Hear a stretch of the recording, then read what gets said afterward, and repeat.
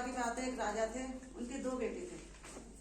तो वो राजा जब धीरे धीरे बूढ़े होने लगे तो उन्होंने सोचा कि राजपाट किसी न किसी को तो सौंप दिया जाए। सबको बुलाया तो उन्होंने कहा ये तो बड़े बेटे को ही मिलेगा।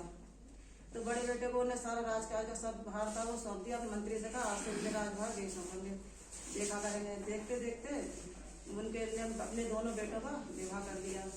तो बड़ा बेटा जो था वो सीधा था, पर उसकी स्त्री बहुत चालाक थी। और जो छोटा था वो दोनों लोग सही थे, ना चालाक थे ना सही थे। तो जब राजा मर जाते हैं तो बड़ी वाले की जो पत्नी होती है वो कहती है ऐसा है सब अपने लोग के अंडर में कर लो, इसे छोटे वाले आपके भाई को और उसकी पत्नी को जो मैं जैसा चाहूंगी वैसा ही करेंगे, नहीं तो राजमहल में नहीं रह पाएंगे। उन्होंने कहा चलो कोई बात नहीं। वो बोली दीदी ऐसा है जैसे आप कहोगे वैसे ही रहती रहूंगी आपके घर में। तो वो महल की झाड़ू पोछा साफ सफाई करती रहती थी। वो अपने हुक्म चलाती रहती थी उनके पर ऐसा कर लो वैसा कर लो ऐसा कर लो वैसा कर लो। दासियों से अपने पैर दबाना भी चलती, चुपचाप काम करती रहती। कुछ समय बात होती है दोनों रानियां जो होती हैं दोनों दरानियां संग संग गर्भवती होती हैं। अब उन्होंने कहा कि अरे अब तो इसके भी हो गया, मैं तो चाहती थी इसे कुछ भी ना हो। उसे अपने आप अच्छा अच्छा खाती पीती थी, उसे जो भी बेकार होता था महल बचा खुचा वो उसे खिला देती थी। वो अपने उसी में बहुत खुश रहती थी। कहती जो भाग्य में लिखा है वही हो रहा है। हमारे भाग्य में रोटी रोटी लिखी तो हमें रोटी रोटी मिलती है राजमहल में होके भी, और इसके भाग्य में दूध दही है तो दूध दही खा रही। बहुत खुश हो भगवान भोले शंकर की अपनी पूजा पाठ करती रहती थी करते करते वो समय आ गया जब दोनों के एक की पुत्री दिन में होती है कि शाम को होती है।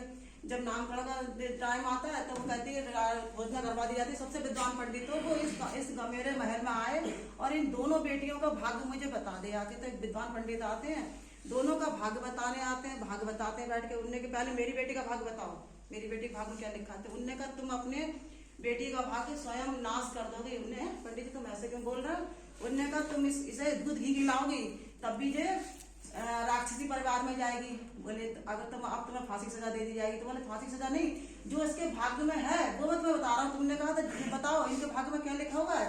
तो वही है तुम इसे दूध घी खिला के पालोगी और अच्छे से सब पूरे कराओ तभी जो राक्षसी परिवार में जाएगी।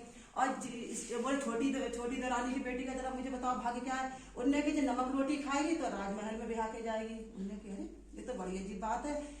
मैं ऐसे पेट से पैदा हुई है बिना कुछ खाए पिए तो ये राज परिवार में जाएगी, और जो मेरी दूध घी खिला कर मैंने पैदा करी तो राक्षसी परिवार में जाएगी। रानी बड़ी चिंता होगी मुझे ऐसी कौन सी भाग्य में। उन्होंने पंडित तुम झूठ बोल रहा है। तो उन्होंने कहा झूठ नहीं बोलना हूँ, भाग्य का लिखा हुआ कोई कभी भी किसी का नहीं मिट पाता। जो प्रभु ने लिख दिया वही होके रहेगा। उन्होंने कहा ठीक है चलो। वो बड़ी होती गई। अब रानी के दिमाग में ये बात झूमती रही कि इसकी जो लड़की जो है नमक रोटी खा के भी राज परिवार में बिहा के जाएगी और मेरी दूध दही खा के ही राक्षसी परिवार में जाएगी। ये बात होती चलती रही। उसने अपने कही पति से ऐसा है 4-5 भैंसा ले आओ। उन्हें क्यों, उन्होंने कि ऐसा है भैंसे अब जे भैंसे चुनाएगी इसकी लड़की। उन्होंने कहा ऐसा मत करो, पढ़ने भेजो, शिक्षा देने भेजो। नहीं, उन्होंने की ना, बोली मेरी पढ़ने जाएगी जे भैंस चुनाएगी। 2-4 गैया भैंसे आ जाती हैं। अब उसकी कहती है कि ऐसा मत करो, तुमने मुझे मेरे संग इतना अन्याय करा है पर मेरी बेटी के संग ऐसा अन्याय मत करो। वो बहुत हाथ पर जोड़ती पर रानी को नहीं मानती थी। रानी कहती ना जे भैंसे चुगाने जाएगी।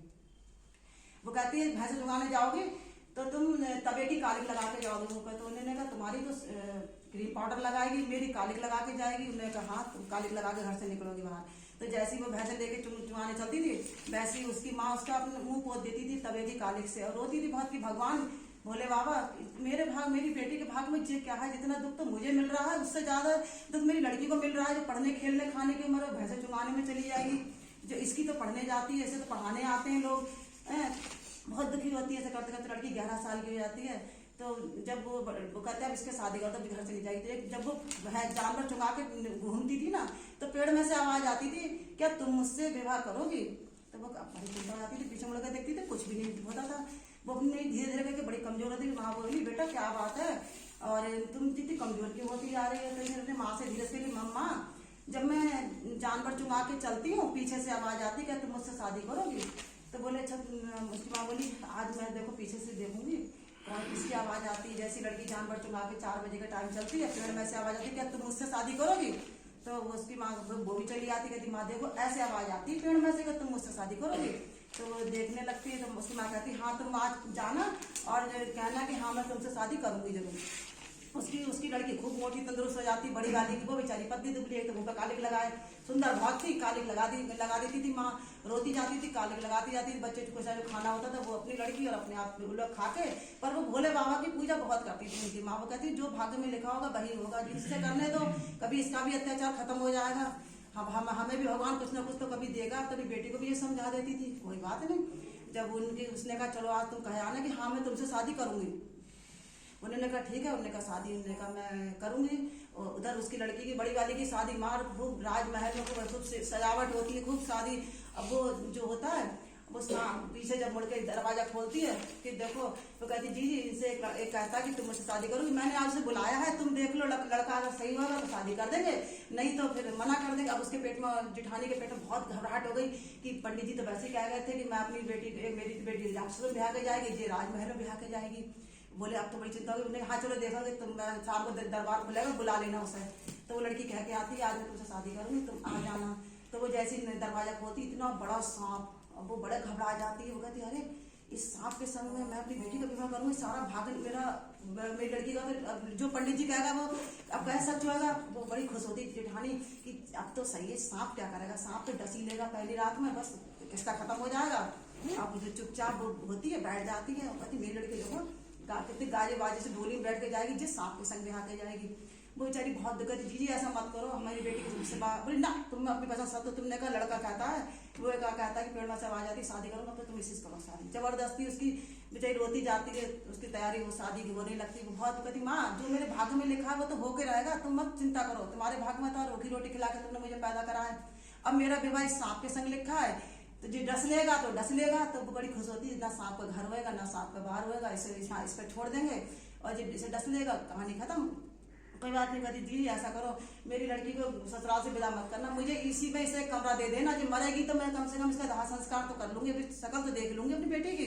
तो उन्होंने कहा अरे अच्छा चलो, उन्हें बड़ा वो हुआ, तो उन्हें बोली मर तो जाएगी, एक कमरा इसे भी दे दो। तो पीछे का कमरा था वो उसे दे दिया गया, शादी हो जाती है, कमरा सजाया जाता है। उसकी बेटी तो राजमहल में राजा के संग चली जाती है, ब्याह के जहाँ भी शादी उसकी होती है। वो सांप के संग उसे लेटा दिया जाता है, तो बानियां लगा देती है, जो मरी तो नहीं, देखो मरी तो नहीं। अब वो चुपचाप देखो सांप जाता है, वो भी बैठी होती है, तो वो जैसे ही सांप उसके पास आता है, जैसे उसके पैरों को फन रखता है, तो जैसे ही वो सांप का कहती है हमारा तुम्हारा तो साथ था, मैंने सोची कि तुम एक मानव हो गए, पर कोई बात नहीं, हम मेरे भाग्य में लिखा है कि एक सर्प से शादी, तो मैंने आप शादी करी, अब आप जैसे मुझे रखोगे वैसे ही मैं रहूंगी, और मैं आप मेरे पति हैं, आप मेरी सर पर शादी हो गई। कमाती जैसी वो उसका हाथ फेरती है, वो एक बहुत सुंदर राजकुमार बन जाता है। वो कहती है अरे ऐसा क्यों हो गया, आप तो बताता है कि देखो मैं एक ऋषि के श्राप से सांप बन गया था, तो उन्होंने कहा कि ऐसे ऐसे कन्या तुम्हें मिलेगी जो कि सब कुछ होते हुए भी दुख उठाएगी और आएगी मुझसे मिलने इस बाग में, उसी से मेरी शादी होगी, तो उसकी ही हाथ से मैं करूंगा। अब मैं इस तरीके से तरिया, अब दिन सवेरे होता, कहते जाओ देख के, अब वो तो मर गई होगी, वो तो मर गई होगी, पेट में माँ खलबल मची होती है।